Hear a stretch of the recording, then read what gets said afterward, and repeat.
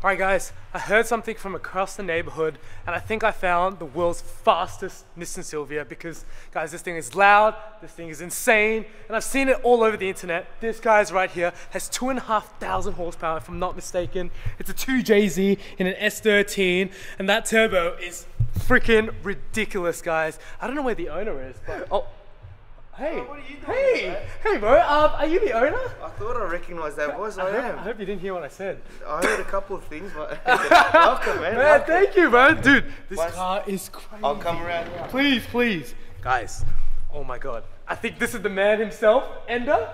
Good to see you, man. You're Ender, right? I am. Oh, man. Nice to meet you, bro. Man, nice to meet you too. Welcome. Dude, this car is crazy. I was Thank you, bro. doing my daily walk and then...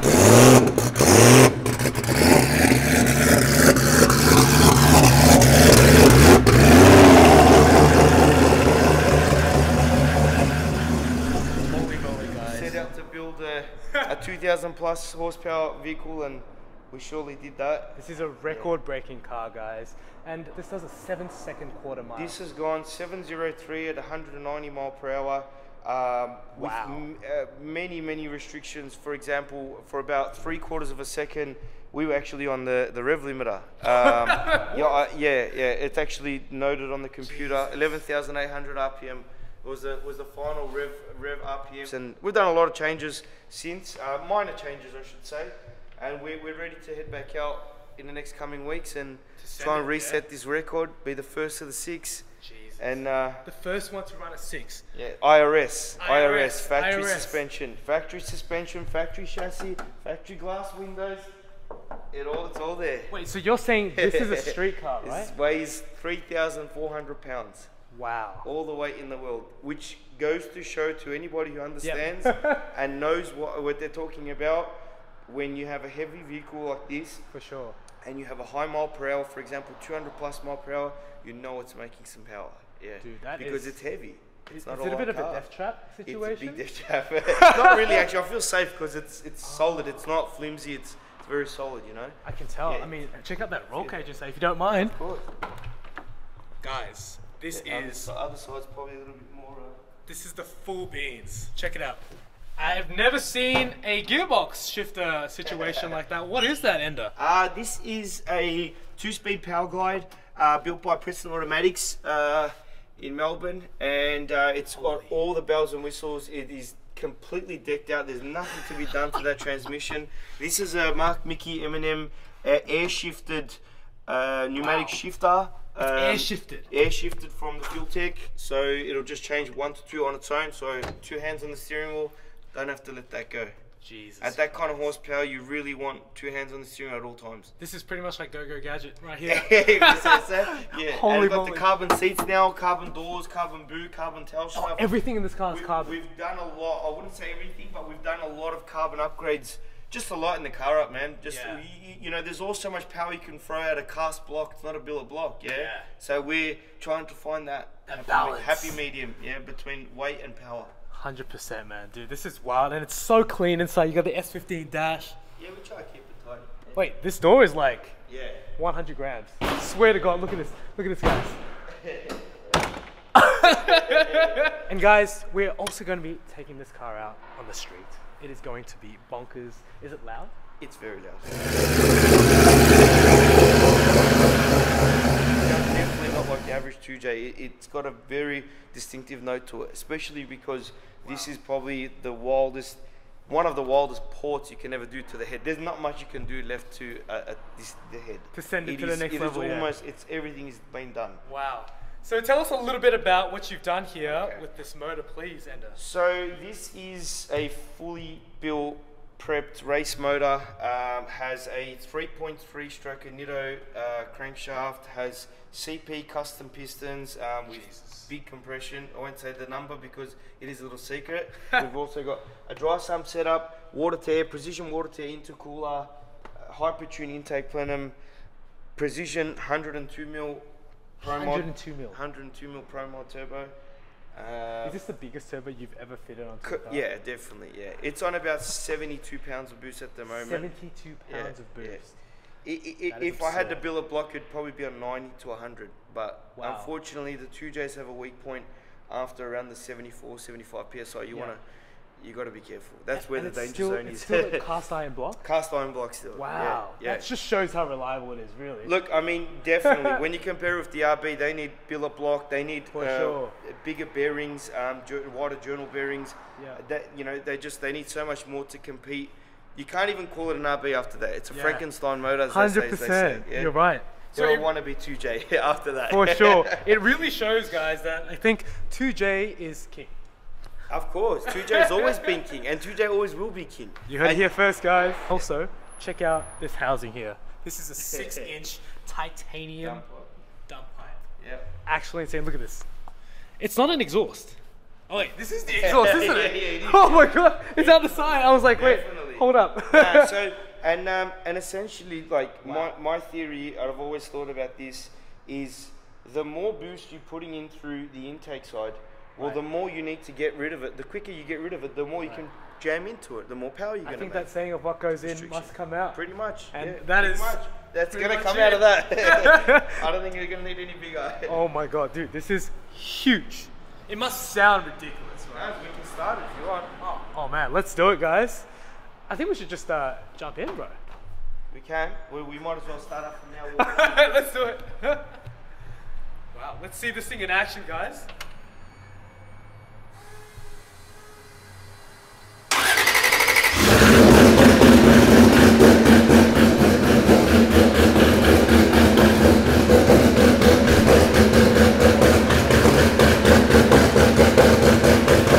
This is crazy loud. I don't know if you can hear me still. Holy moly.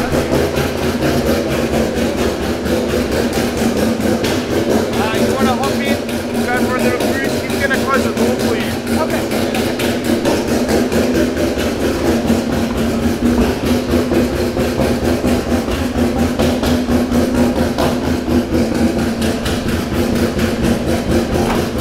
Oh my god.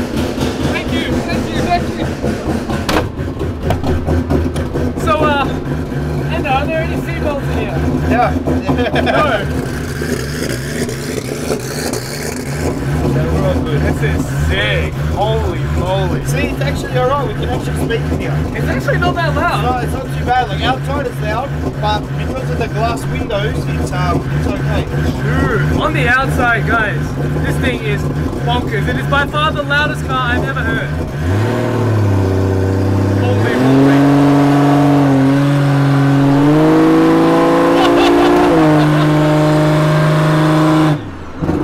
Dude, this thing sounds ridiculous. I don't think I need to explain it. You guys can hear it. What is it like to drive this thing? Oh, it's so smooth, man. Effortless. Absolutely effortless. You watch. Wow. Man, I can see it. It's a really good Actually smooth. How smooth is the suspension? It's fine. Yes, the Hakon rollover is absolute amazing Wow. quality. I couldn't be more happier with the thanks to Reed from Hakon. And you ran it a 7-second faster than this. Yeah. 7.0. Yeah. 7.0. Just under 200 miles an hour.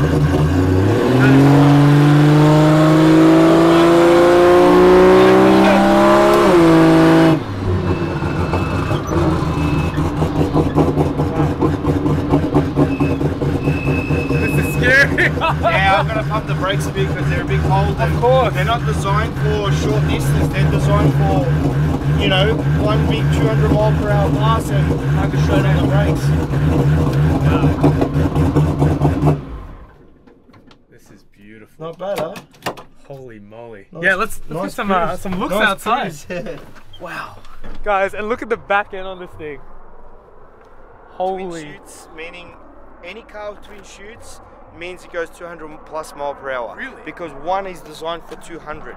So then if you have two, you're safe for anything beyond that, you know? So you're set. What So if if you have, see that, you know a car means it means business. Yeah. So what if it has 3 chutes? Is that a thing? You've never seen one in my life. No, not yet. No. I hope that you can do it. Because if you can go 400 mile per hour, then I'll give You're you a going to you're the probably sky. flying. Out here, guys, it looks beautiful. That's actually a good time of the afternoon. I've never taken it out. Really? At this afternoon, you can see the color change.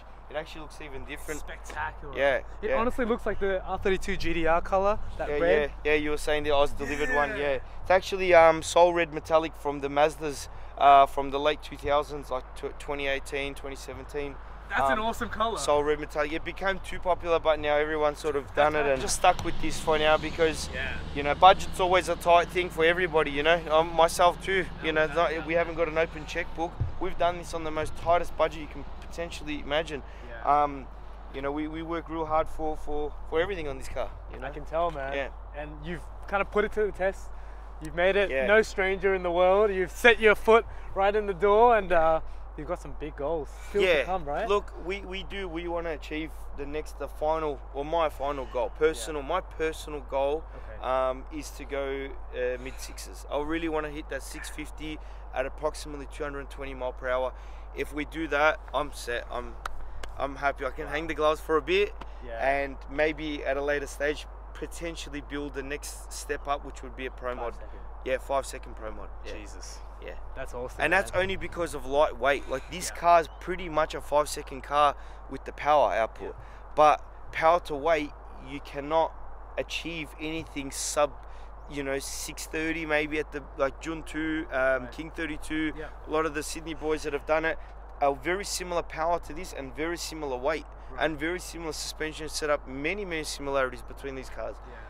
It is in that class, but of course their budgets are a lot higher, and they have achieved and good on them. I applaud them. They've done really well. I always knew that there was a sub 650 in these imports, in these street imports, but it just takes a lot of trial and error. Time, money, trial and error. Blood, sweat and tears, I can imagine. A lot, and a lot of that. No, it's crazy though to learn about your knowledge and your experience with this car. I love sharing it with everyone, man. End of the day, there's nothing to hide. It's all been done before. It's all you know, it's all good. You know, we enjoy discussing the beauties of like JDM goodness.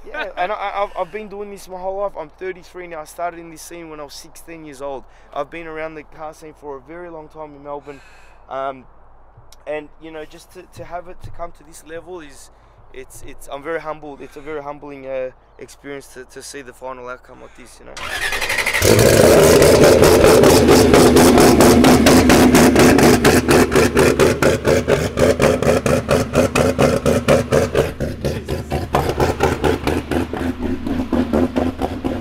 Let's go, guys. Let's go.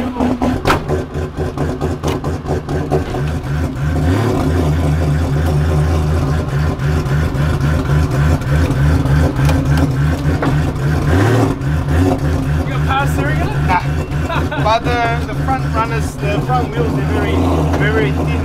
Sure. We love a good workout. Hey!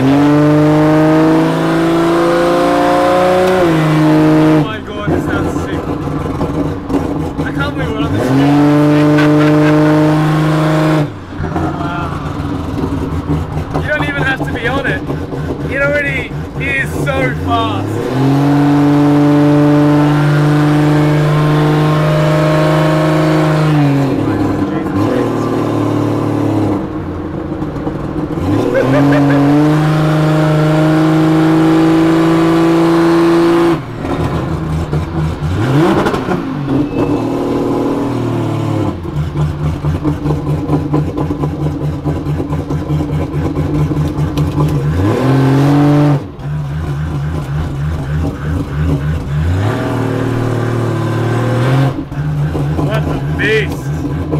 You want to hop out? If I rev it, you will see the flames come out now. Oh, actually?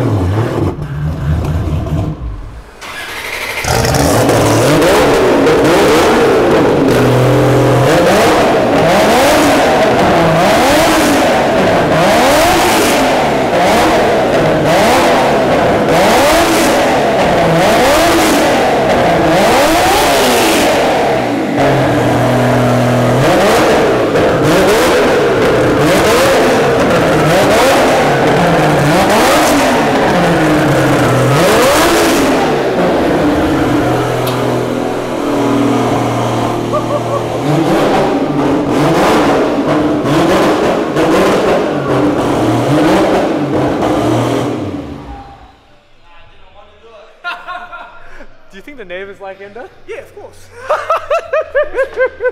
Jesus, my ears. I love it. Holy moly. Wow. This was sick, guys. Oh, fuck. Thank you, bro. That was unreal, man. worries, What a man. car, bro. No worries. What a car, man. Yeah, so that's it, man. Dude, what a It even car. still puts a smile on my face, even after all this time. You Oh, know, of course, I hate the man. thing, I love it, and I hate it. It's a love-hate relationship. Yep. But even still, till now, like, you know, it's just a mad car. Just stand back and just to look at what you've built. You know, I actually Man, really for enjoy sure. it. Built it from my heart, man. Put a lot of blood, sweat, and tears into it. We can see it, bro.